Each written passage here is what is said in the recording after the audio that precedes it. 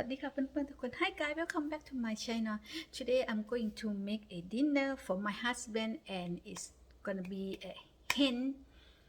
and all the ingredient it is really easy to find around here. And today my ingredient and I will making like a Thai style because I remember when we went in Thailand the last time my husband he tried that and he really loved it because the textures it is kind of like a sweet and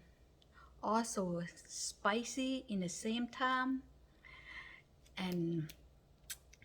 it tastes really good and he really loved it and he asked me if I can cook that for him so today I'm gonna try to make it but I'm not gonna fry it I gonna bake it today สวัสดีค่ะเพื่อนๆทุกๆคนวันนี้พี่ติ๋มจะมาทำไก่อบให้คุณสามีนะคะเราจะใช้สูตรของเมืองไทยซึ่งมีนี่เลยค่ะตะไคร้เข้าไปด้วยซึ่งไม่เคยทำมาก่อนนะคะเพราะว่าคุณสามีนางอยากกินนางเคยทานที่เมืองไทยครั้งหนึ่งและนางชอบนางเลยถามพี่ติ๋มก็เลยจะลองดูก็ลองจะลองทำดูค่ะวันนี้ไม่รู้ว่าจะออกมาดีหรือไม่ดีถ้าน้องๆคนไหนมีสูตรที่ดีๆนะคะอยากจะแชร์กับพี่ติ๋ม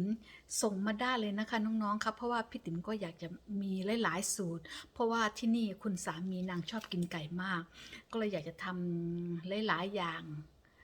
แตกต่างกันไปถ้าน้องๆคนไหนมีสูตรที่แตกต่างไปก็ส่งมาให้พี่ติ๋มได้นะคะน้องๆค่ะไปค่ะก็ไปดูว่าเรามีอะไรกันบ้างค่ะมาค่ะ